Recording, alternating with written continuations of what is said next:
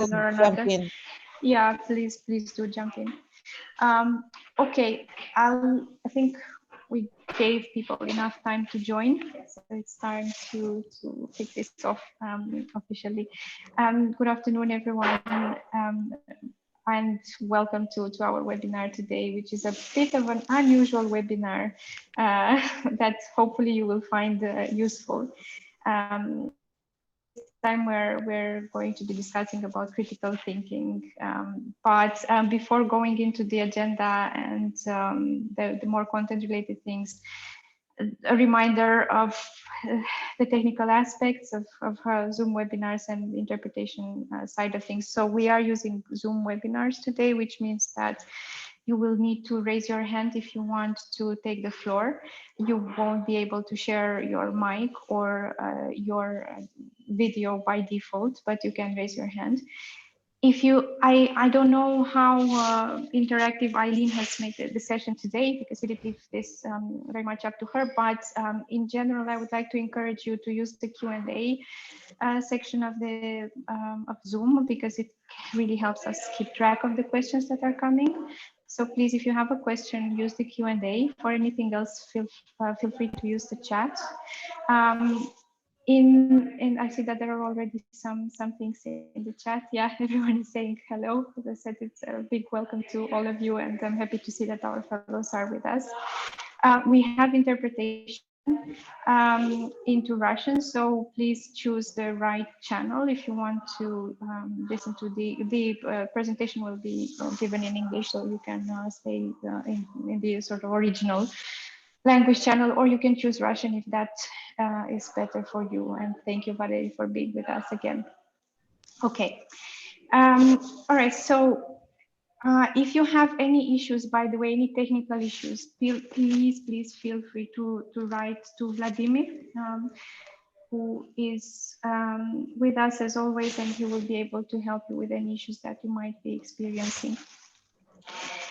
Okay, now for those who are joining us for the first time, very quickly from my side, my name is Monica Bucureștiu. I'm the team leader of an EU-funded project called the Eastern Partnership Civil Society Facility. We've been working with a lot of civil society organizations and activists in the past 4 years on a variety of issues. But our project is now, in fact, coming to an end. So I won't be going through what we've been doing in these 4 years. We still have a couple of webinars still coming before the end of March. So do continue to follow us until then, and we will have some also some new articles from our local correspondents and other things that might be interesting in our if you follow our website and social media channels. So please continue to do that. But now on today and the purpose of today. So the idea of having a webinar on critical thinking is coming from discussions that we had both with our civil society beneficiaries, including our fellows, as well as the EU. Because we all felt the need, in particular in the current context, to have a discussion on how we can, in general, in our daily lives, in our daily interactions with the content that is coming at us from all sides, apply more of a critical approach, and kind of have more of a critical approach to what is fact, what is fiction, how you can tell disinformation from real information, and in the context of fake and propaganda around a variety of issues, this has become even more important. For me personally, this is also something that is quite interesting and relevant. As Eileen, who is the speaker today, I'm actually a graduate of, I studied philosophy as an undergraduate, so it's very often in job interviews, how is this relevant? How has this helped you? And very often I found myself referring to things like critical thinking and to things like, well, you know, no matter on what I'm working, you know, it's quite important to know what the assumptions are and be able to take a critical approach and so on. So we wanted to bring this kind, of course, this is a very short presentation for something that complex. But Eileen is generally great at presenting really complex subjects in a very succinct way. So I wanted to also ask those of you who were attending our critical thinking webinars with her to let us know in the chat if you have attended those webinars, just by putting a plus sign in the chat. And with this, Eileen, I'll pass the floor to you. Thank you so much, Monica. And again, thanks for having me here again. I previously indeed gave a webinar on designing for impact about human-centered design. And you know, I heard in the discussions that there was kind of by popular demand a lot of asks about critical thinking.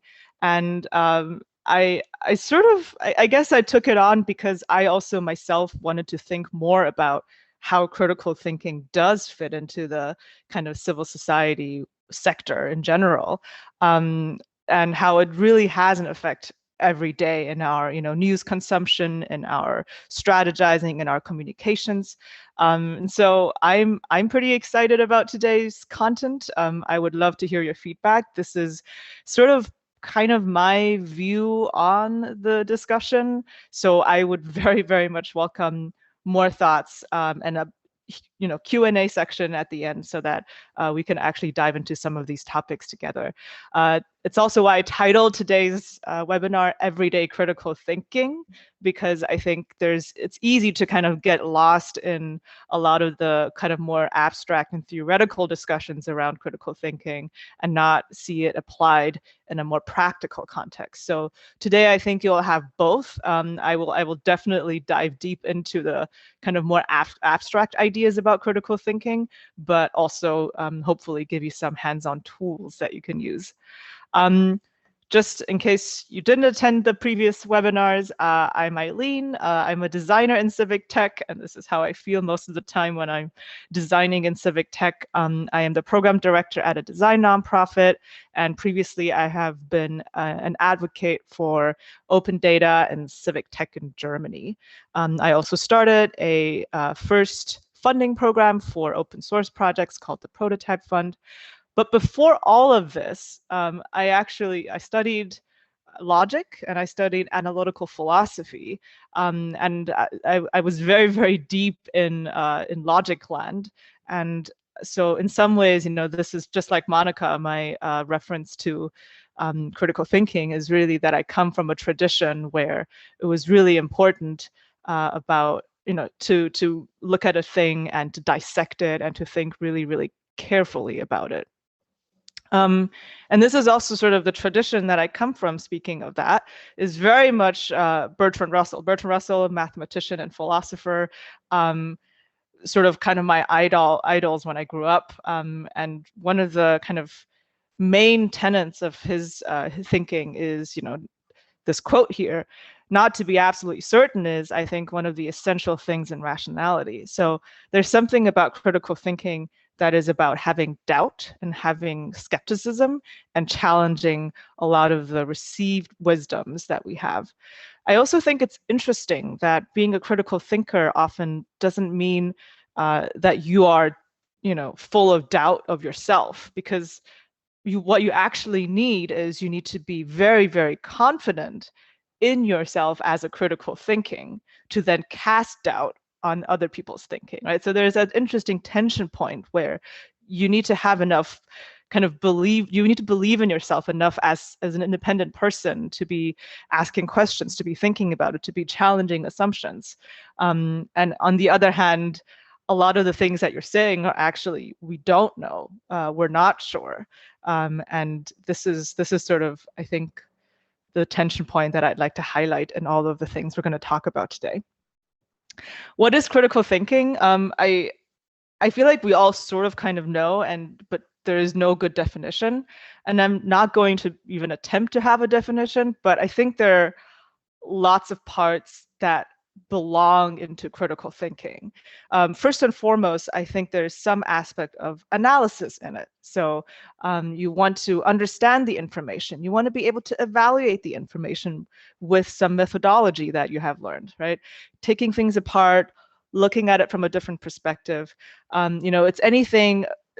People think analysis is data analysis. Data analysis is just a small part of analysis. Analysis is really, taking a concept apart and looking at it from different perspectives, really thoroughly thinking about it, and kind of coming to a new and different insight about it.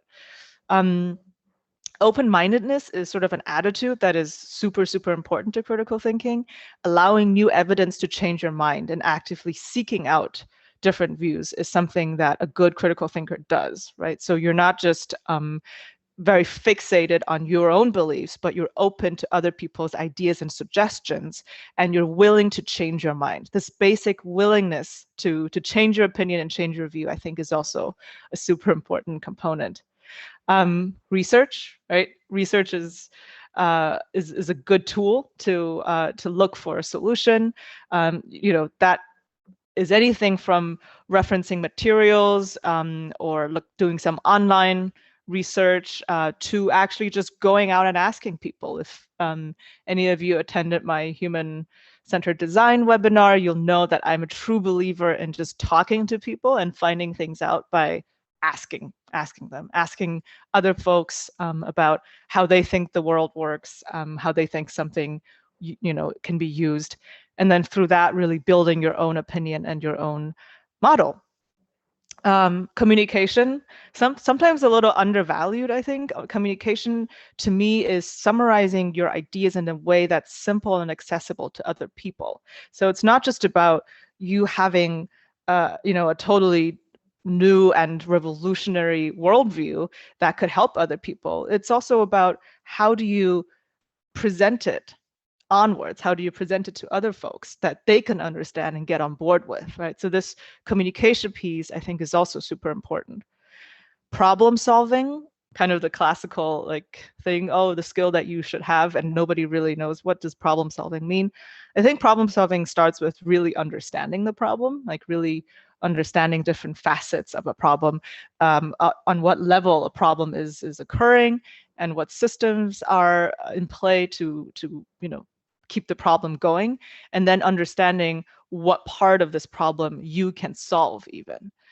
So that's to me the most important part about problem solving. Of course, it's also just literally coming up with a plan, coming up with steps, knowing what the blockers are, and kind of having some sort of strategy around that.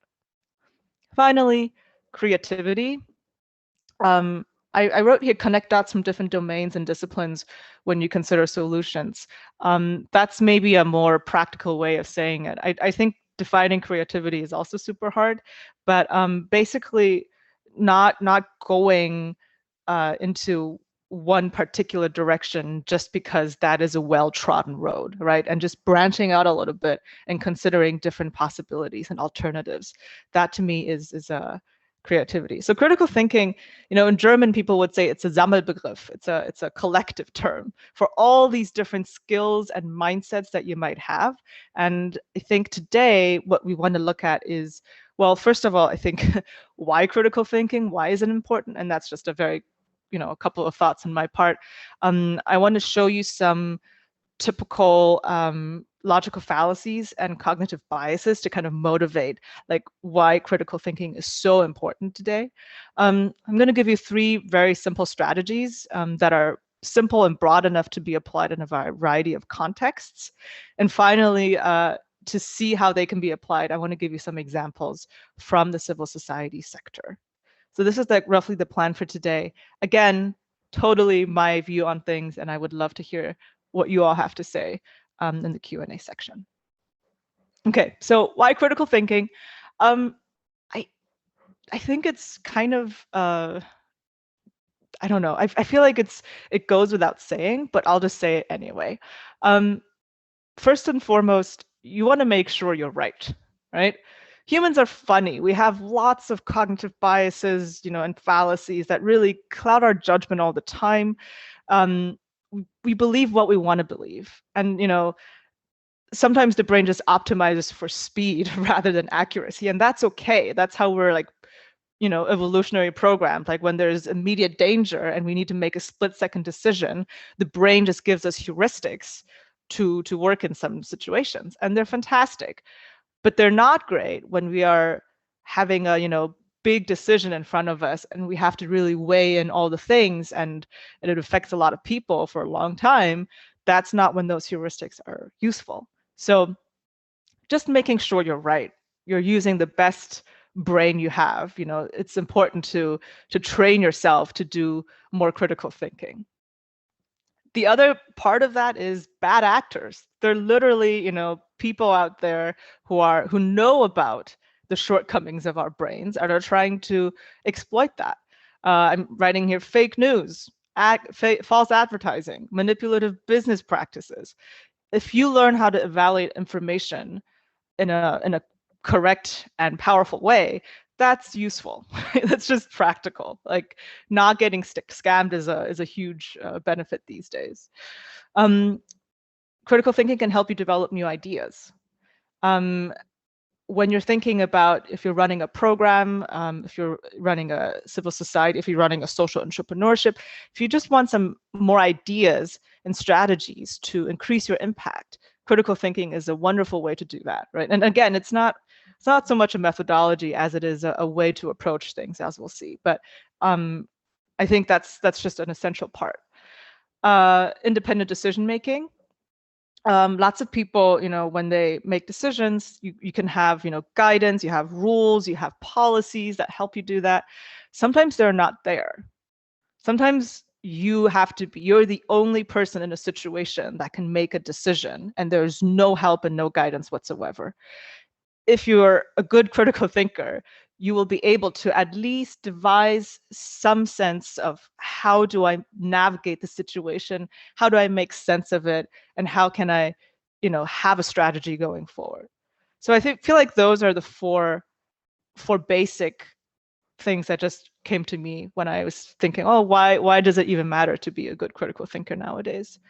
And I wanna start with looking at how arguments work and how bad critical thinking or no critical thinking can lead you to wrong paths. So this is how the formal logic part comes in here, right? Like, so when people ask me, oh, you think you're a logician and you think you know about, things, what do you do most of the time? Well, I say I evaluate arguments. And arguments are interesting because they're about the form of some things, not the content of things, right? So here's a typical argument. All men are mortal. Socrates is a man. And so I conclude Socrates is mortal. This is a very kind of classic example of an argument. And the argument has a general form that you see on the left here. If A, then B. And I'm giving you A, and so I can conclude B. Why is it if A, then B? Well, it's saying if you're a man, then you're mortal, right? Like everything that is a man is in the bigger set of mortal beings, right? So if A, then B is really saying nothing more than that. And if I give you A, B, very standard kind of logical deductive reasoning, not something that should be surprising to anybody. And what we do here is we call the first two sentences the premise. You can have one premise, you can have two premises, you can have 17 premises, right? It really doesn't matter. Like basically premises are the things that you suppose are true. And then the conclusion is what follows from that. And when we look at an argument, we say an argument is valid if the premises are true, then it is impossible for the conclusion to be false. So it doesn't matter what the content actually is, but the form of the argument is valid if when the first two sentences are true, it is impossible for the third sentence, the conclusion, to be false. That's what we mean when we say, this is a valid argument. It's not about the content, it's about the form, right? And similarly, I can show you what is an invalid argument. It's the opposite of that. It's when the premises are true, it is still possible for the conclusion to be false. It's not that the conclusion must be false, but it's possible for the conclusion to be false. So here's an example of an invalid argument. All men are mortal. Superman is not a man, and therefore I conclude Superman is not mortal. Well, that's invalid because if A then B only talks to you about things that are A, right? Not things that are B, or things that are not A. If you give me not A, I cannot actually conclude not B, right? So this is an invalid argument. And it's possible for the conclusion to be false because Superman may well be mortal, right? You don't know. All men are mortal does not actually say anything about Superman. And so here we have, a case where the first two, the premises are true, and the conclusion may be false. So that's an invalid argument. And the other thing that I would like to say is we're talking about arguments still. That's the form of them. There's also the content of arguments. So in philosophy and logic, we distinguish between valid arguments and sound arguments. Sound arguments are valid arguments where the premises are definitely true. And so here we have an example where we have a valid but not sound argument. So my example is still all men are mortal. Donald Duck is a man, and therefore I conclude Donald Duck, is mortal. It should be is mortal. It's a valid argument, but it's not sound. Why is it not sound? Because Donald Duck is not a man. Donald Duck is a duck or a comic figure, depending on how you see it. But it's a false premise. And because the premise is false, the conclusion may be true or false. We actually don't know, right? Like it's actually something that we just we don't know about. And this is also a very common fallacy people make. People think that, oh, because one of the premises is false, the conclusion must be false. That's also not true. Conclusion could be false or true. Donald Duck may be mortal, maybe not mortal, but in the end, that's not something that this argument can establish or not. So I've kind of gone through like this and I promise this is probably the most theoretical part of today's talk, but there's ways in which people throw around arguments that are valid and invalid, sound and unsound, and really understanding and dissecting each step of their argument and whether or not something actually follows from what they said before is a way of doing analysis and critical thinking, right? Is really understanding how things fit together and how things follow or don't. But there's more. There's more, because this is just formal logic. This is just looking at the form of arguments and premises and conclusions. There are also informal mistakes that we make all the time, right? And I'm going to just walk you through some of the most common and best of logical fallacies. False cause. So incorrectly identifying the cause of something. For example, I'm going to give you a lot of Alice and Bob examples, just like good, cryptographers would do. For example, in this case, Alice eats an apple every day. One day she skipped her apple and her laptop broke. So she never skips her apple again because of, what else would she do, right? The laptop would break again. This is sometimes also known as correlation does not equal causation, right? People thinking two events that happen at the same time, one must have caused the other, or the other must have caused the one. But sometimes they may have a common cause. Maybe they're not related at all, right? There's lots of different explanations, but the sort of idea of chaining things together that may not actually be related is very common. Straw man. This is a favorite argument in politics. Taking an argument and misrepresenting it so that it's easier to attack. For example, let's say Bob is advocating that sporks should be the new standard for silverware because they're more efficient, right? Sporks are the best type of silverware you can have. And so Alice responds, no way, you're going to outlaw spoons and forks and put millions of people out of work? That's crazy. So the sort of idea of misrepresenting one person's view and into something that is more outrageous and easier to attack is called a straw man. And, people often use it to discredit politicians. Begging the question, another very, very common thing. It's a type of circular argument where someone includes the conclusion as part of their reasoning, right? So if you remember that like argument form we see, they basically put the conclusion in the premise and just conclude the same thing again, which is not an argument. So for example, here, Bob says, ghosts exist because I saw a ghost in my closet, right? Rather than assuming that ghosts exist from the outset, Bob should have used evidence and reasoning to try and prove that they exist. You can't just say, well, I believe ghosts exist because ghosts exist, right? Like that's really essentially what Bob is saying. And that kind of begging the question move is so prevalent. You're just basically restating what you're saying and not arguing for it at all. False dilemmas. Situation is presented as being an either or option, but actually, there are more possible options. One example, Alice rings the doorbell, right? And Bob doesn't answer, so she thinks, oh, Bob must not be home. There are other possibilities. Bob could be, watching a loud TV show and doesn't hear it, or he's sleeping or doing something else. But, Alice just says, well, either he's home, then he will, hear the doorbell, or he's not home, and then he will not hear the doorbell. So that kind of false dilemma is also very, very common. It gets worse. It gets worse because if only the fallacies were limited to the logical ones. I said this already at the beginning. Our brains are very, very funny. We often believe what we want to believe.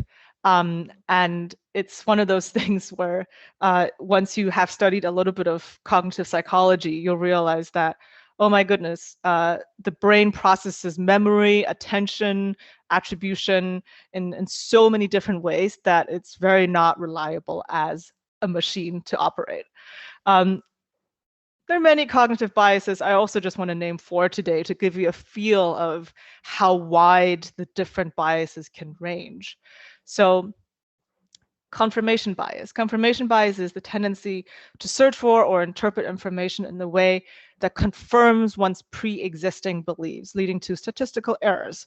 So when people would like a certain idea to be true, they end up believing it to be true, right? The example here is, let's say Alice believes the Earth is flat, and then she just searches that on Google, right? If you believe in a flat Earth and you just type into Google flat Earth theory, usually the results you'll get are evidence supporting flat Earth theory, right? So it's very much about you only look for things that already confirm your existing beliefs. This also means you often refuse to listen to the opposing side. It also means that you only choose sources that already present stories that support your views, right? This is why our media is still very fractured, because I only want to confirm my own beliefs and read things that I already believe to be true. There is another interesting bias called the actor-observer bias.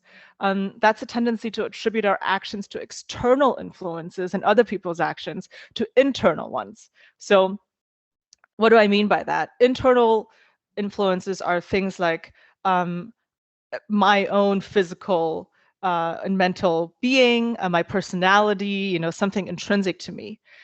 External influences are environmental factors like the weather, like the situation, like something that you can't really influence. An example here, when Alice is too tired to work, it's because her medicine is making her sleepy. But when she sees Bob slacking off, it's because he's lazy. We interpret behavior differently depending on whether we are the actor or the observer in a situation. And this is also linked to some very interesting in-group behavior, because oftentimes when you're looking at a group of people that you can identify with, you think, oh, they're doing this or that because of their external situations that they have no influence over. If something bad happens, it's because the world was bad. And if you're looking at a group of people that you don't identify with, where you look at yourself as more of an observer, then you look at them and something bad happens. It's because they were bad, right? So this sort of attribution of responsibility in your behavior is completely depending on whether or not you see yourself as an actor or an observer. Another one that's fairly recent, I would say, in psychology is called the IKEA effect. Maybe some of you have heard of that. The tendency to attach a higher value to things we help create. So when you have built your own furniture that you bought at IKEA and you took it home and you spend lots of time and energy making it ready, you attach more value to that piece of furniture than anything in a store bought scenario. I have here a cupcake. Let's say Bob makes some cupcakes. They don't turn out beautifully, but to Bob, they're still more valuable than any other cupcake he could buy because he made them, right? And this idea that we attach more value to things that we have helped create is also a fallacy. And it's also something that we see a lot in especially the sort of civil society organization, where we feel like something that we have made is so much more valuable and impactful than anything else anyone else can come up with. And I finally want to end with a cognitive bias that I think is just kind of ridiculous, and just to show you how arbitrary biases can be. This one's called the right side bias. It's a tendency to prefer things on our right side. If Alice sees something, so this is just an example, but like if Alice sees some dresses in a store, she is more likely to buy one presented on her right, especially if she's right-handed. Doesn't matter which dresses they are, you can shuffle them around. Statistically, she's more likely to buy things on the right. I've told this to many people, they don't believe me, so I actually linked the article describing this. This is from The Atlantic, but there's also a series of studies showing dresses to people, and people systematically prefer the one on the right especially if you're right-handed. And it's not just limited to dresses, it's also words. If the words are written by keys that are more on the right-hand side of your keyboard, these words are perceived as more positive than other words. So like literally our brain, there's all things being equal, your brain, if you're right-handed, will prefer right-handed things. And so that sort of baseline irrationality is just something that we're born with, and we can't help control except for if we really actively counter against it. And this is my whole point of going through all of these both logical fallacies and cognitive biases. We actively have to understand them and act against them. And so my 3 strategies they look simple, but they're actually super, super hard. Avoid logical fallacies, know your own biases, of course, and challenge assumptions. I'm going to go through them and kind of explain what I mean by that. Assess arguments. I already showed you my little premises and conclusion, seeing if an argument is valid or invalid, and even if it's valid, you still have to ask, is it sound? Are the premises true? Evaluate whether or not the general form of the argument is valid, and you can do that by replacing the premises with other true premises and see if the conclusion is still true, right? So whenever you're not sure, oh, is this argument a valid argument? Just take the form of it, take the way that people argue for it, and then replace the premises with other things that are true, and see if you can make it false. See if you can make the conclusion false. If that's possible, you're dealing with an invalid argument, and you can say that doesn't follow. So really familiarizing yourself with logical fallacies and identifying real-world examples is a really great way, not just to train yourself, but to really just to assess your evidence and arguments that people have made. When it comes to biases, knowing your own biases, what you want to do is you want to switch perspectives, right? Sometimes when you find yourself in front of a store and you have dresses on the right and the left, maybe you're just going to walk around and switch perspectives, right? And see, oh, wait, what about those dresses on the now left, right?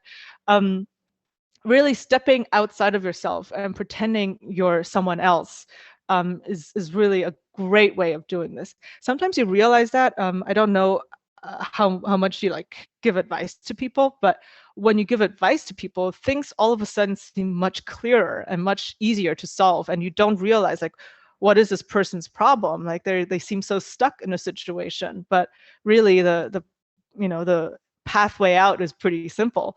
And you realize, oh, it's because it's not your problem, it's someone else's problem. We're really able, and this is proven, we're able to think more objectively in third person. So when you look at a situation you're stuck in, you can always take a step back and say, well, what would this person do? What would that person do? What would I say? What would I tell myself if I was my friend? If that makes sense. So switching perspectives and understanding like where we might come with our own biases, I think is a really, really powerful way of dealing with that. And thirdly, challenge assumptions. When people present facts and opinions, you just want to ask, how might this be wrong? And it sounds like a very simple question, but it's really a difficult one to answer, because there are many things that often go into a particular piece of fact or an opinion. And a baseline skepticism is just say, what if you're wrong? Like, what if you're wrong? And you don't even have to give reasons for why things could be wrong. But of course, giving reasons for someone to be wrong is even more powerful. So saying that, well, this is the way you present it, but here are 3 ways in which this information is not as strong as you think it might be. Brainstorm different ways and scenarios for a piece of information to be wrong is really something that you can train yourself to, right? Like sometimes people think, lots of facts are to be true, right? And like we all believe, we all believe the sun will rise tomorrow. That's something that I feel like lots of people have a lot of strong belief in. But how might this be wrong? How might the sun not rise tomorrow? Lots of ways, right? Like, to the very dramatic, like the solar system could collapse between today and tomorrow, to, there might be a solar eclipse. There might be a storm. There might be like lots of ways in which the sun doesn't rise tomorrow. Just like very absurd, but like ways to know that there are possibilities out there for things to be wrong is a really great way to train yourself to question things. When you look at a piece of an article, what is the source of information? But also, don't just trust the sources, right? Sources can also be wrong. What are the underlying beliefs and assumptions that these sources are making when they are presenting you a particular piece of information? When you're getting a piece of information from a friend or a family member, how is their worldview and their history and background influencing the way they view that piece of information to then pass it on to you?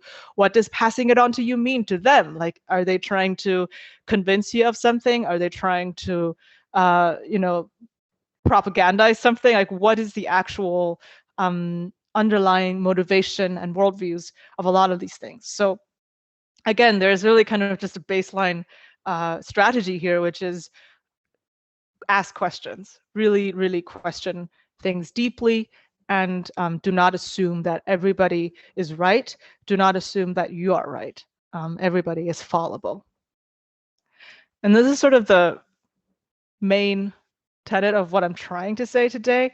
And I feel like it doesn't mean much unless you actually see it from a practical perspective. So I'm going to try to apply some of these strategies that I just mentioned in this more civil society sector oriented space. And I feel like I'm giving you 3 general directions and examples to take this in, but I'd also love to hear how this could work in your respective organizations and sectors. Increasing impact. We're all so focused on increasing social impact. And oftentimes, impact is made clear by stories and by numbers, but other times, like, it's unclear how impact has been caused, right? It's like this idea of like causation is really, really something that we can think more about and analyze harder. So speaking of causation and impact, like the first thing you have to think about is a logic model. I don't know how many of you have actually seen a logic model. It really is sort of a very basic formula to design a program. It's kind of what I say, to make your program make sense. And how does it make sense? Well, you start not from the beginning of what you're doing, like and what you have, but you start at the end. You start at the purpose, the mission, the actual impact you want to have in the world. And so you think about, this is the effects or the results. This is from my slide, where you can call it impact also if you want, if you like. What are the consequences, outcomes, impacts of having taken action in the short term, midterm, and long term, right? So you're really thinking about the longer term ideas of what you want to achieve. And then you think, well, what kind of output is needed from kind of not just, you know, your own organization maybe, but like from a particular system, part in the system, what kind of outputs are needed to actually cause that kind of impact. So you're really kind of thinking about causation, going a step back and you're understanding, oh, these are the outputs that could cause this sort of impact. And then you take another step back and you say, well, okay, what do we need to do to make sure that those outputs are created? Oh, these are the activities. What the program does with the resources to direct the course of change, right? So like this is what we do then as part of this program to have this sort of output that then has that impact. Great, and now we can start talking about what input you need or what resources you need to do those activities. And this is where you can think about, you know, like how many people you need to have on staff, how much funding you need. Do you need an office? Do you need a community? Do you need allies in government? Like what exactly are the things that will enable this activity to be possible? So this sort of like view on impact is really essentially something that a good critical thinker can come up with. And the really, really important part of all of this is to make sure that the chains work, right? People look at a logic model and they see the 4 big columns and they just kind of fill in the 4 big columns. But the really important things are the 2, like the 3 arrows that you see there between input activities, outputs, and impact. Does that actually follow? Lots of people think one thing leads to another, but sometimes it doesn't. And then when you're done with that and you really made sure that all of the things follow from another, you still go, you know, as a good critical thinker, you still go, well, what's missing here? What's maybe unnecessary? What can I scrap? What is in conflict? What are tension points within this model? What's weak? What can be improved, right? Like what are the different elements here? Just always challenge yourself and your work by really, really thinking, how might this be wrong? And finally, you know, like the really important part of a logic model is also recognizing that you are working in a context and under some conditions. So again, going in there and seeing what are your assumptions, right? Like lots of people, I looked at lots of logic models from last year of people saying, well, we're going to do so and so many trainings in this region, and we're going to have workshops and whatnot. Well, the assumption that nobody made explicit is that travel will be possible. And we're in 2021. Now I'm not seeing a single logic model that doesn't mention, if the pandemic is over, we can do it. If the pandemic is still going on, that's a condition that we need to put in there. That's a context that we have to make explicit. So assumptions, right? Assumptions that, you know, the world order will still stand, that there is no deadly virus around, that basically major institutions are working as we expect them to. Like those are all things that technically should go into a logic model, right? So again, I'm just giving you this as a tool to think about your program, to think about how things fit together, to improve aspects, but also to scrap aspects that may not be needed. Consequence scanning is something I mentioned already in the human-centered design webinar. but I just want to highlight that's also a really powerful tool. Just again, in terms of thinking about cause and effect and impact, what are the consequences of your program? And it starts with, the intended consequences, but it goes way bigger and looks at unintended consequences. What are things that you didn't think about?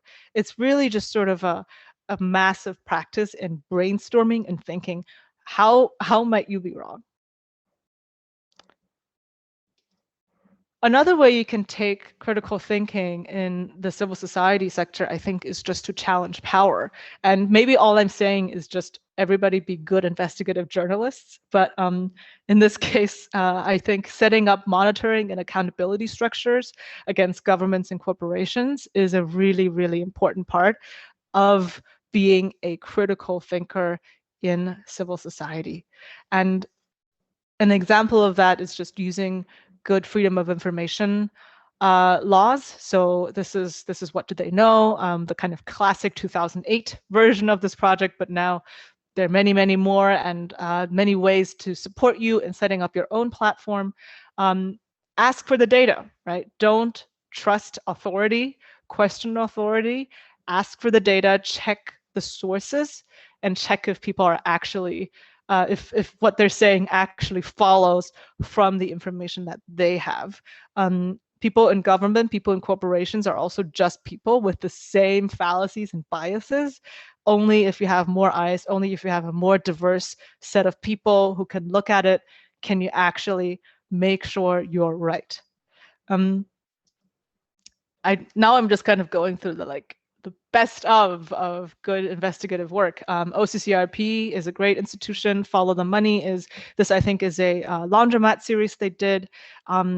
Again, monitoring structures, accountability structures, going in and actually looking at the data instead of just trusting someone with it, I think is the basic mindset of really, really good work, and not just journalistic work, right? Good activism work is also this sort of work. So if you don't know already, really look into their work. It's amazing, and it's something that can be replicated across, I think, many different regions and contexts to do.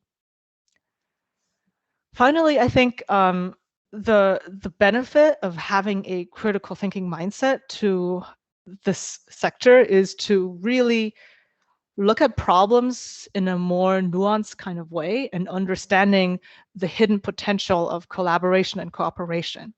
Oftentimes we work in our little ecosystem and think that, oh, this is the problem I want to focus on, and I'm going to fix this problem, and this is my 5-year plan, and once I accomplish my mission, I have accomplished the mission, and everything is great.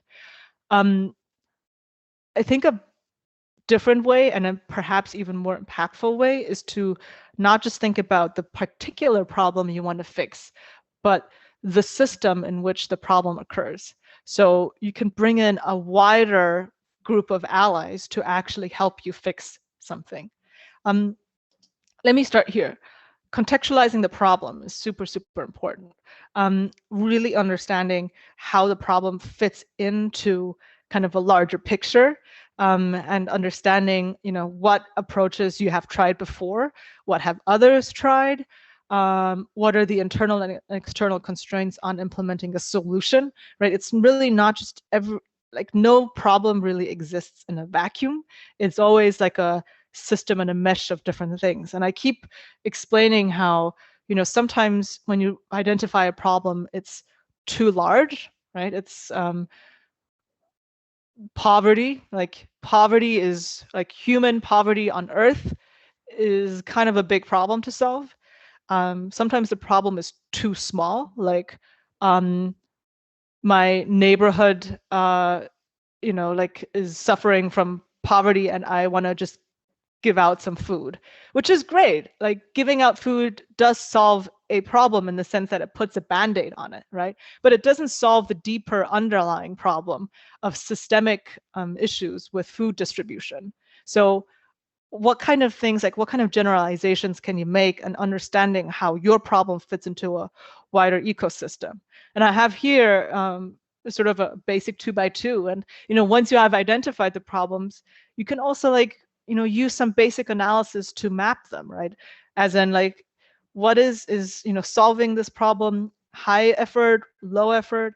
Is it a high impact, low impact thing? Oh, well, let's go to the high impact and low effort thing first, right? Like that's how we should prioritize our problem solving. So really kind of identifying the problem at the correct level and then mapping it in a way that helps you prioritize it, I think is a great first place to start doing any kind of social impact work. Related to that, what I already touched on, systems thinking. Thinking not just of your problem in a vacuum, but how it relates to other things, right? Like, what is a symptom of a problem and what is the root cause of it? How can you go deeper and deeper and look at the root causes of things rather than just fixing things and putting a band-aid on it? So I really recommend the series on systems thinking on changemaking.net. They have a little bit of exercises to really help you figure out, like, what you want to be solving, but how it also fits into a wider system. You have a lot of templates that you can try out, kind of thinking about how a system currently interacts with one another and where you can put pressure points and lever points to really make a positive change. And sometimes the result is really surprising. Sometimes you'll find that you have unexpected allies. Sometimes you're thinking, oh, I'm working on deforestation and I'm really just trying to save all the rainforest from being cut down. But then an unexpected ally is, local communities who want to actually make some money selling local products. And so you team up with them and they help you protect the rainforest by not cutting all the trees down completely, but to cutting them down, in a sustainable way that helps you regrow the forest in a sustainable way that also benefits the local economy. So thinking about how things work in a larger context and a larger system and how you fit in there, I think is a really, really important way. And that's a wonderful application of your critical thinking skills. So that's just my very quick primer on how to do systems thinking in CSOs. What are my tips when you go forward? Practically speaking, just really 4 things. Simple, right? 4 things. First, just ask questions. Make assumptions explicit. Identify potential blind spots. Always ask why. Be skeptical. Being skeptical is the first step to learning new and unexpected things. I really, really do believe that a good question is worth more than a good answer, right? Like knowing where potential weaknesses are and knowing where blind spots are. This is the sort of skill that can help us all be better thinkers and doers in whatever areas we work in. Gather information. Do your own research, right? This is related to the, like, don't trust any given authority. Do your own research, come up with alternative perspectives, and always look at the data. This is also, related to be confident in yourself as a researcher and as someone who may also have something to say and something to see. Your own experiences, especially, on the ground, especially close to communities, is more powerful than lots of, like, top-down gathered data that may or may not be accurate. Trust yourself in your instincts, in your history, and in your data collection. This is also the part of this tension point that I mentioned earlier, that you have to be confident. Take your time. Nobody makes great decisions under pressure, right? Like, this is the Tversky and Kahneman finding of cognitive psychology, that all of these biases we have, all of these heuristics we have an evolutionary origin, and it makes sense because we had to make quick decisions, but we're super bad at making good decisions under pressure. Take your time. Don't feel like you need to do everything immediately. Sleep over it, understand it fully, and really, really give yourself the space and the time to think about something thoroughly. And finally, be curious. allow new evidence to change your mind, seek out new evidence that might change your mind. These are really, like, I say that now as if that's easy. It's really hard. It's really, really hard to constantly challenge yourself and to say, oh, I really believe that strongly, but I think I should just hear what the other side has to say about this, right? Like, and then they still might be, you could still see it and you still might think that they're wrong, but at least you will have seen what the other side is saying instead of just brushing it off. It's hard work, but taking apart someone's argument just to show that, yes, you are right in what you believe before is actually powerful. It's actually reaffirming, and it's something that we all need to be better at and need to learn more about. And need to train ourselves every day. So hopefully this is something, again, I'm not the expert here. I'm just sharing my perspective on how I think we can all be better critical thinkers. This is who I am. This is how you can reach me. And I also am attaching some literature and resources here. You can read up on all the common logical fallacies. There are a ton of them, very entertaining. The real treat would be to actually spot them in action. I included, we quoted Bertrand Russell in the beginning. If you want to just really, really get into what analysis could be like, I recommend the book, The Problems of Philosophy. There's a free online version of it. It's not about actually learning about philosophy. It's about learning how philosophers think, right? It's kind of getting into the mood of questioning, of really not taking anything for granted. And this is the sort of the book. It's very short and I think very beautifully written, so accessible and very well communicated. Common cognitive biases. This is even larger.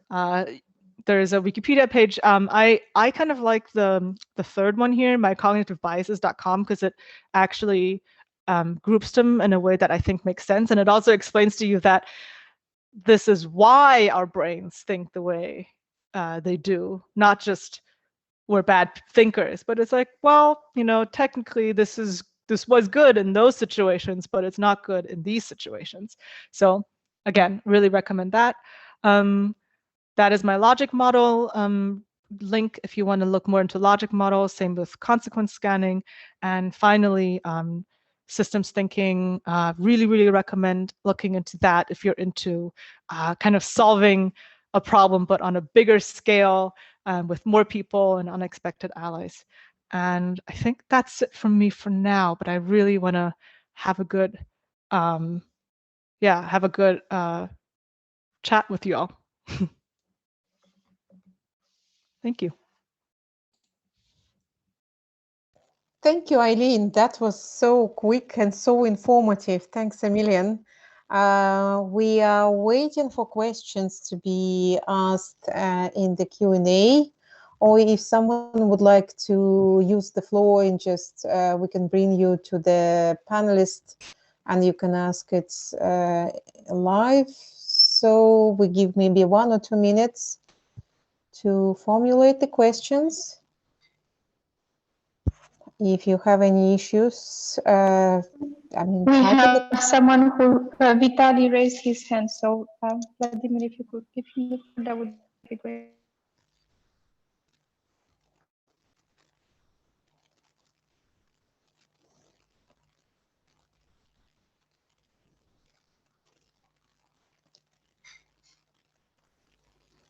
Oh, perfect. I hope you hear me.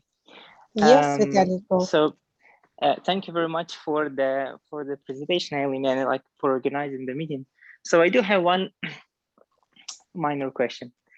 So it's all very informative, and thank you for that. And to be honest, I was also interested in critical thinking a lot, interesting still, to be honest, but I was reading lots of informative documents and books because it's very interesting idea, but I'm sure I didn't read it as in depth as you're doing in your professional and personal interest. So the question is, when I was reading that, it all seems very inspiring and interesting idea of having critical thinking, of adopting lots of processes of exploring different ideas. But in all of these books, I have never seen any weaknesses of critical thinking. Basically, what is the critical thinking of critical thinking? And as you were looking in depth about that, just wondering whether you have noticed some. Because if we speak about civil society, for instance, I do have some in mind, which is basically time and costs. Because if you have critical thinking in any project you are trying to incorporate, it will probably take way more considerably time to develop it and probably to implement, because it's something new, something different, something you have thought of, and cost, obviously, because if it's something not explored, it will take way more cost of that. But generally, out of this box of civil society organization, I just don't know any. Just thought whether you have any. That's all. Thank you. Thank you, Vitaly. That's such a good question. I also, in true philosophy fashion, I would say it's a very meta question, like the critical thinking of critical thinking. And of course, lots of people think about that all the time. If you ask me, I think the danger of too much, there's also like virtually nothing too wrong about being a careful thinker, honestly. Like being a careful thinker just means probably you're more right more of the time, like, and that's, you know, never something bad. But I think the danger is getting a little bit too lost. And I think I speak for myself and my fellow philosophers when I say that it's really, really easy to get lost in formal arguments, in pedantic, fact finding and fact checking, and really spending a lot of time and effort to confirm that you're definitely not wrong. I think that is sometimes, if you correct too much to the other side, I think you lose a bit of the efficiency that our biases bring us, right? Like it's not very efficient. So I think, and I see that a little bit too sometimes. I'm not going to name or shame any person or organization, but I definitely think there are folks out there who spend a lot of time and energy making sure that they're not wrong or less wrong. And instead they're losing focus on what matters, right?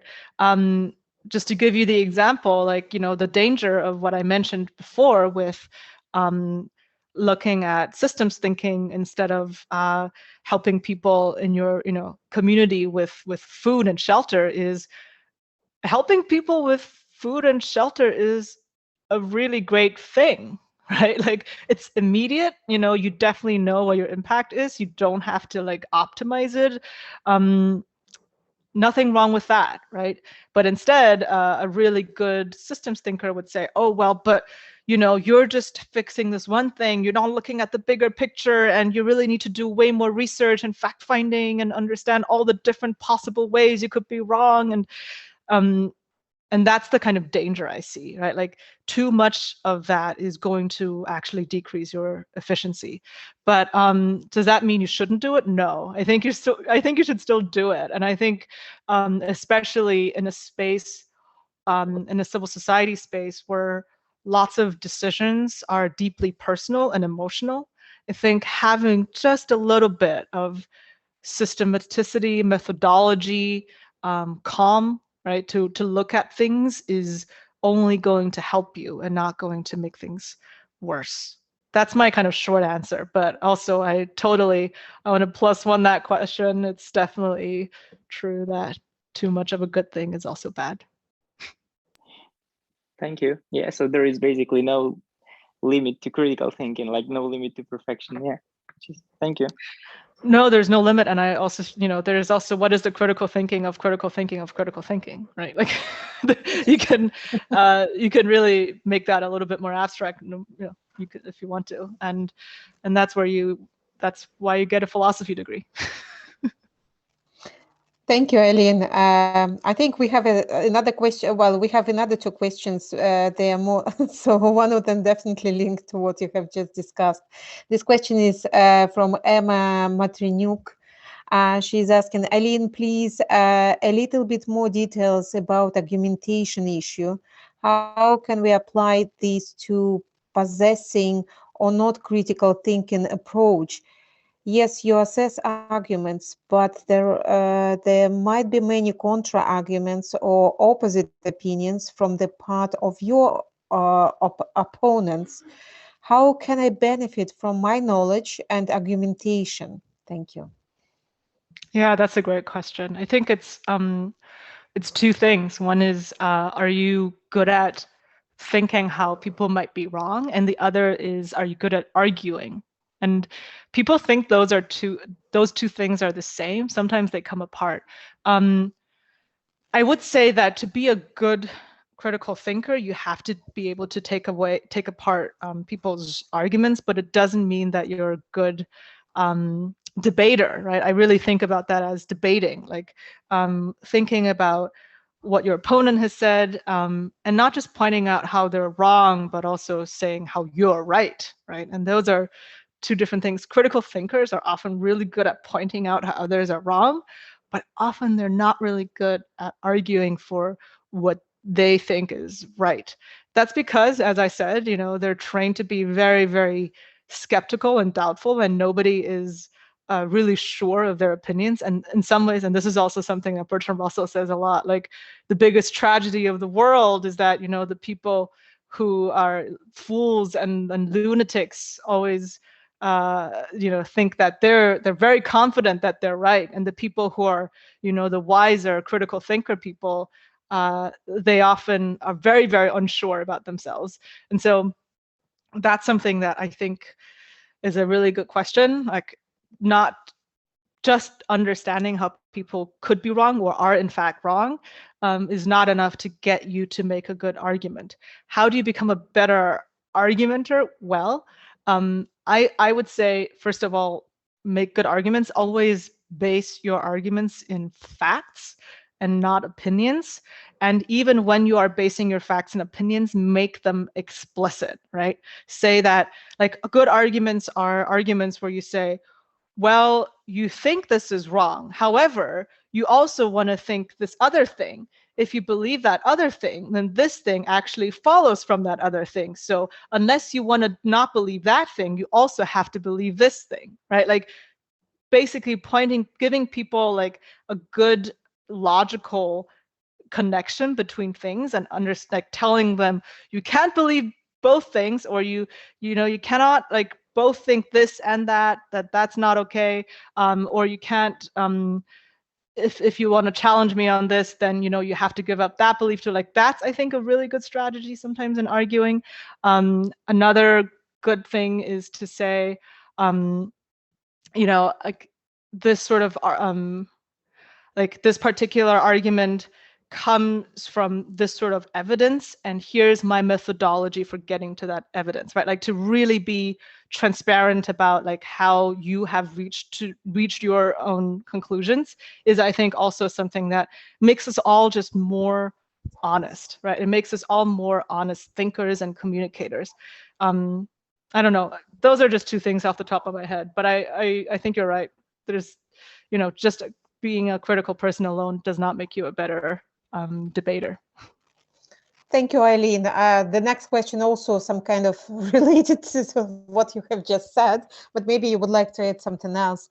Thank you for your interesting presentation. So the question is from Irina Raiskaya. She's saying, thank you for your interesting presentation. Could you give some ideas on how to better communicate with people who believe in controversial theories, don't trust scientific data? There are such stakeholders in the government as well. Thank you in advance. Yeah, that's a really great that's a really, really great point. And I think we all know that, not just from government people, right? Like we know that from our own families, we know that from our own social circles. It's very often that you see people who believe in all kinds of really crazy things. I think a good strategy, I guess there are two strategies I want to say. one is more philosophical and the other one is more psychological. And I think both are maybe important. The philosophical answer is whenever you see yourselves disagreeing, you want to retreat back to the more fundamental belief, right? So I don't know, what's a good example? Like someone says ghosts exist and you say, well, I don't believe ghosts exist. Well, great, now you're just at an impasse, right? Like you gotta take a step back and you say, well, is there something that we share in common? Like do we both believe that there is a material physical world out there that is made out of atoms? And then maybe the other person says, yeah, of course I believe that. Well, okay, if you believe in atoms, like how do ghosts, are they also made out of atoms? Like if yes, what happens if no? Like basically trace back the chain of beliefs, the foundational beliefs that could lead a person to believe that, and then find the one where you are kind of where you have the common denominator, right? Like where you both believe the same set of things, and then go from there. Like go from there and see where you disagree. Basically find the first place where you disagree and see if you can come to an agreement. That's the philosophical like methodology, right? Like really tracing back chains of beliefs. The psychological answer is different, I think. The psychological answer is you don't actually get a lot done if you confront people. I think this is a truth we know very much from our personal experience. If you confront people, it's going to result in a lot of emotions. People often go away from the conversation believing that they're righter than before, and this is how we also radicalize, right? This is how we drift apart, because after every confrontation, everybody wants to believe that they're true and they're right, and then they go on, and what I mentioned before with the confirmation bias, they go seek out more evidence that confirms what they already believe. And so the sort of confrontational way of doing arguing is actually not leading to a lot of change in people's beliefs and opinions. So what I would recommend, and there are a couple of strategies, and this is kind of, I'm out of my depths because I'm not a psychologist, but I feel like a good first thing to say is, I understand what you're saying, right? Or help me understand what you're saying. And okay, yes, now I understand what you're saying. Is there any way you think you might be wrong? How might you be wrong? Like this is the first question again, right? Like how do you think that you're infallible? Like do you think that there is a possible way for you to be wrong? Well, okay, well tell me more how you think that what you're saying could possibly be wrong. And then sometimes people talk themselves out of it actually, right? Sometimes they're like, well, I believe that, I don't know, what is a crazy conspiracy theory? Insert a crazy conspiracy theory. I believe that this happens. But I guess, one way this could be wrong is, well, if my friend, told me something that isn't true, well, I guess my friend actually lies quite a lot, about a lot of other things too. I wonder if he's actually wrong about this. I wonder if I'm actually wrong about this, right? So sometimes people can do that, but you can't do it in a confrontational way. You have to do it in a Socratian way, right? You have to do it in a way where you could just ask them questions instead of telling them like, did you know that this fact is wrong? And you're all, like people like you who believe this are blah, blah, blah, blah, blah, right? Like that's never helping. I don't know if this is the answer you're looking for, but my strategy there is always just to ask more questions and to help them find a better way out. Thank you, Eileen. We have two more questions actually in Q&A. So the first one is from Alex. Maybe if you need more clarifications of we can bring him here to the panelists. To get a good output does not always mean that an outcome result may be good as well. What are the key aspects in order to get desirable outcome? I think I know what this question relates to. It's probably about the logic model. And I'm trying to figure out, so it's about when you're thinking about the outcome of your logic model, you really, really want to start at the back of it, right? Like you really want to start at the end of it so that it's possible for you to look at the desired outcome and then to chain that up with your actual output.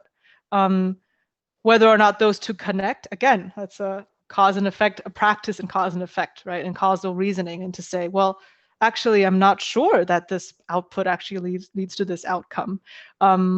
Is there evidence that this may not have actually anything to do with it? Is there evidence that something else may be a better thing to do, better output for that outcome? So I guess this is the strategy. This is the sort of mental processes I would go through to look at that. But Alex, I see you're also on, so if you want to clarify your question. We have here also a hand raised by Valery Russo. Vladimir, can you bring Valery to the panelist list? He can talk. Valery can talk. Valery? Valeriu can talk. Valeriu, можете говорить, Валерию? We can't hear you. You are muted. Can you unmute your microphone? Okay, Vladimir, can you... Спасибо за это. Очень интересная презентация по критическому мышлению. Как раз у нас сейчас политический кризис, и вот что говорилось в презентации, как раз есть вот эта реактивная сторона, которая не хочет менять. Точно они не хотят прийти к диалогу, а дестабилизирует, манипулирует и так далее. Это очень хорошее. Я даже сейчас потом напишу это вот об этом, потому что как раз и получил ответ, потому что у нас это долго происходит. Спасибо большое. Я это хотел аргументировать. Eileen? Oh, Valery. You didn't switch on probably the interpretation, right? I should have. I'm so sorry. No, it's fine. Just Valerio wanted to say thank you for the presentation, and he said how relevant it is to the current situation in the country at the moment, where it is so difficult to build the dialogue between different parties. So I presume I did right interpretation at this stage. We also have another question from Kama Mamadli. The question is also in Russian, but maybe I will try to translate. So, Eileen, in your presentation, you would... Oh, it's disappeared. Just 1 second. In your presentation, you were talking that Alice was knocking to Bob and the door was not opened. Alice starts thinking about, well, different situations, what's happening. What can you advise to people like Alisa? That's a really great question. And I also just want to get a chance and say, Valerio, spasiba, thank you. I really appreciate that. I think, yeah, nowadays, when things are so fractured and it's hard to trust people, you have to trust yourselves, right? You have to trust your own thinking and yourself. To the question that Kama raised, Alice and Bob, this is the example with the false dilemmas, right? So presenting a situation where there's only two options, a dilemma, either this or that, and then actually not thinking that there are third or fourth options. This is very common in politics. If you remember the famous George Bush quote, like, you're either with us or you're against us, right? Like, you're either this or that. Or when I think about the German Chancellor Angela Merkel saying, you know, this is alternativlos. It's the German word for it. There's no alternative. Like, this decision, there's no alternative. Like, really, when people tell you that these are the only options, just what if they're wrong, right? Like, what are other things? And this is where creativity also comes in, right? Like, not accepting this choice is actually an act of leadership and saying, what you're presenting here, this is not the only way out. I can find my own solution. And I don't know if you ever watched Star Trek, but like Star Trek is full of stories like that. It's all about, you know, when you're presented with an impossible situation, you're saying, you know what, I defy this false dilemma. I'm going to introduce a third, a fourth, a fifth option. The Alice and Bob example is a little bit simple, but yeah, like if, you know, Alice is ringing the doorbell and Bob is not showing up, you should not just jump to the conclusion Bob is not home. You should jump to lots of other conclusions, like what if this, what if that? What is the more likely scenario? What is a way for me to find out what is the actual situation, right? Can I call Bob on this phone? Can I yell? Can I, you know, just check basically his activity? Is there any way for me to find out more facts? Is there any way for me to brainstorm alternatives and different options? That is the sort of basic mindset I want to give to you. Just whenever something is either or, it should raise a little red flag in your minds and be like, either or, what about the other thing, right?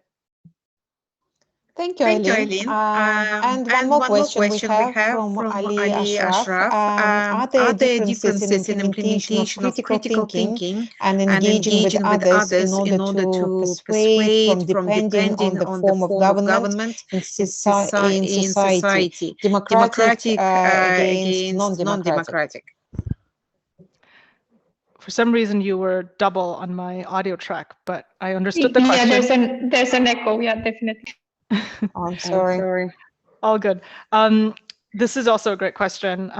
Differences in implementation depending on democratic and non-democratic societies. Yes. Yes. I think you can be a critical thinker no matter where you are. And I think some of these ideas are, I'm kind of the product of many countries and cultures. I think a lot of this is very universal, and you can definitely apply that in a variety of contexts. But the way in which the critical thinking turns into behavior and into action is very, very different. Why? Because, and I am just generalizing here, in non-democratic societies, critical thinking is dangerous to people in power, right? I don't feel like I need to say more about that. It's just dangerous. And I think people have gotten even more creative in how they are critical thinkers in these situations, either by hiding, either by using code words, either by, basically thinking about different mitigation strategies. I also work a lot in security, so, just be aware of, and again, more critical thinking and problem solving, be aware of the consequences of your actions, right? Like knowing that, oh, if I say this in public in this channel, who else might be looking at this? What might they be thinking about this? What are ways in which I could get into trouble for this? Of course, it's very different. And if you're running investigative journalism in a non-democratic country, you also got to be super careful. It's not to say don't do it, but do it with care, with risk awareness. And that's also just something I want to tell everybody who's maybe not in a totally unrepressed, country. And I think nowadays, increasingly, it's not just, the usual suspect countries. It's actually a lot of democracies that are also looking at similar forms of risk and threat landscapes. And I think knowing where your freedom to think critically, is still your own freedom, but where that could come into danger and how to limit your exposure and risk is also something that I just encourage everybody to think more about, if that makes sense. Thank you so much, Eileen. If we do not have any other questions, I would like to invite everyone to. Anna, we're still here on Echo. Maybe are you, if you're connected on both devices, maybe or if you have two devices that you're connected with, maybe mute one of them. Sorry. Monica, can you take the floor? I don't know what's going on and why. Okay, I'm afraid there Because will of be the- some background noise. Hopefully it will work. Thank you so much, Eileen, for this really engaging, really interesting presentation. I knew you would be the perfect person for this, and I think it was really great. And yeah, this is just, of course, scratching the surface, because these are things that you can study for a lifetime, really, not even just years. But I think it was really interesting, and I hope everyone found it useful. I wanted to ask everyone to still bear with us for a couple of minutes, because we have a feedback survey Mentimeter, so I'll be sharing my screen. There might still be some background noise on my side. Oh, I think there is another question in the Q&A. Oh, sorry. So before that, there is another question in the Q&A. Maybe Eileen, you would also like to cover that. I think Alex was referring to a question he had already asked. My question was related to the existing context that is all over the world, and that is drastically changing everything. And approaches, as well as to the usually existing problems. Maybe Alex, would you like to take the floor to clarify a bit more? So Vladimir, if you could give the floor to Alex, that would probably make things easier. And in the meantime, I'll share my Mentimeter.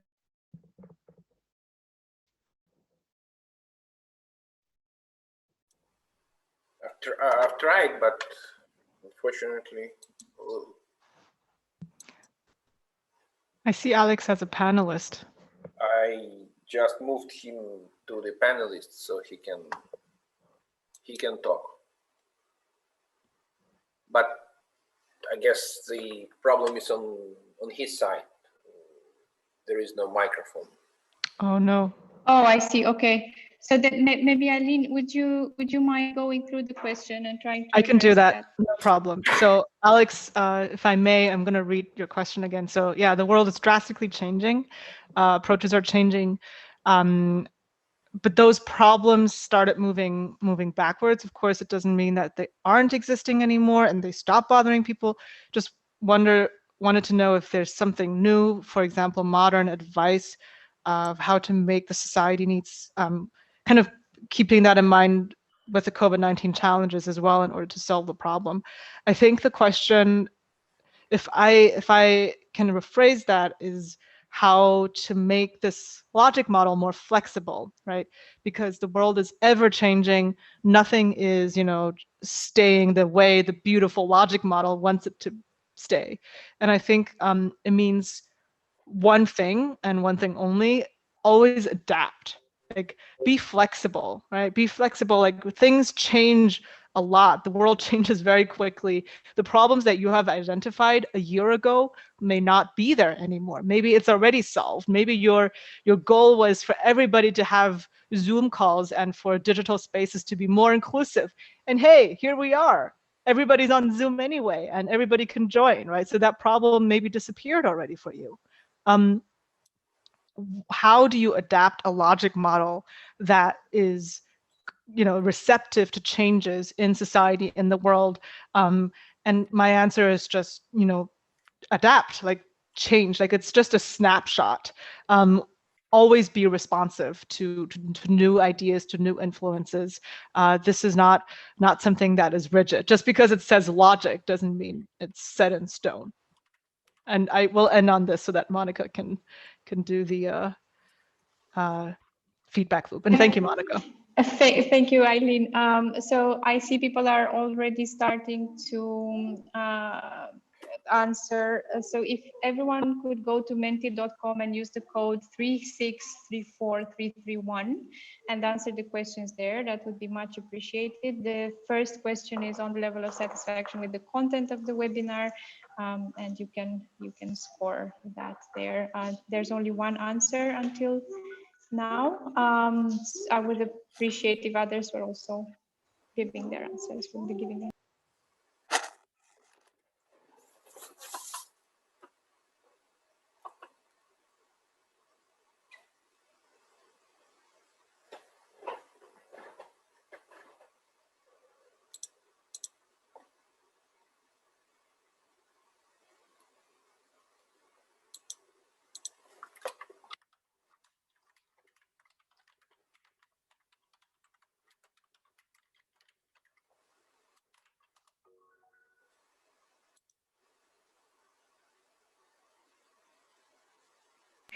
Vladimir, could you please, okay, so we are 36 participants and I think that includes the panelists.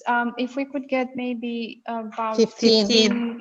15 answers, that would be great. I will then go to the next slide if we have 15 answers.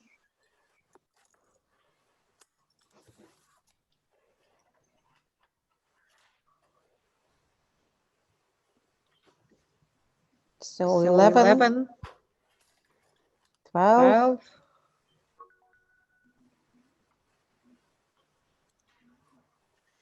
Okay, maybe I'll go to the next slide. I think you can continue answering. So that's not a problem. Thank you for your answers. The next one is really overall, how would you rate the webinar? So it's about the interpretation, the technical aspects, as well as the content and duration, all of it together.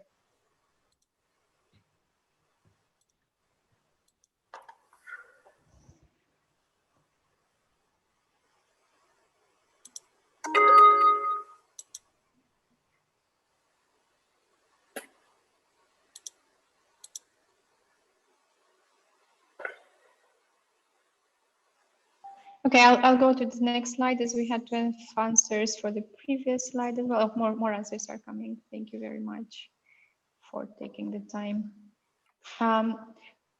This is an open question. You can just type your answers here. What aspects of this webinar were most useful or valuable to you? You will, as you type things, the words will appear on the screen where you want to see. If more people mention the exact same words, those will appear bigger in the word cloud.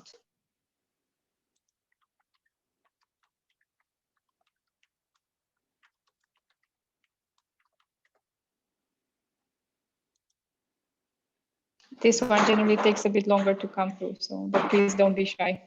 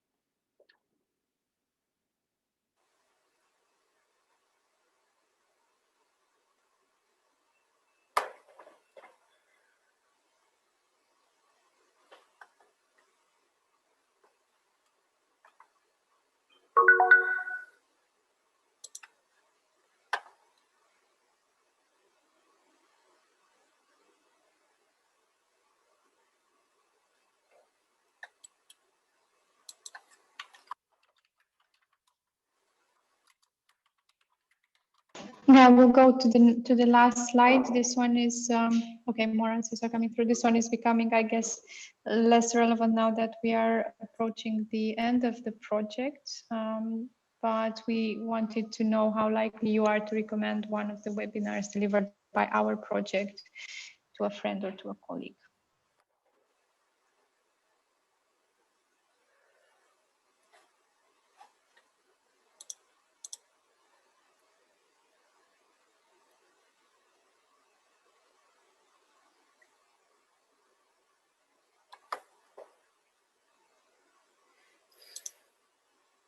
Great, thank you very much for that. I'll stop sharing screen, but if you do want to continue answering the survey in Mentimeter, that's fine. The answers will still be there. I think we have, we had some more things in the chat, but I think there are no more questions. And someone, Eileen was sharing, okay, something on the too much critical thinking, satire on the too much critical thinking. I'll definitely watch that one. Thank you, Eileen, once again. Thank you, Valerie, for being with us, for for the support that you're giving, and Vladimir and Anna. If anyone else has any kind of comments, questions, feedback, feel free to let us know. I mean, you can just write to us and you can just send us an email as well, and we'll get back to you. And you should be, I think it's okay, Eileen, we can share the presentation with everyone, right? Yes, I'll send you the presentation so you can share it with everybody. That's great. Thank you very much. All right, so have a nice afternoon, evening. Okay, Emma is saying that something did not work in Mentimeter. Don't matter. It doesn't matter. Don't worry about that. So if you want to send us your feedback, I don't know, by email, that's also fine. If not, don't worry.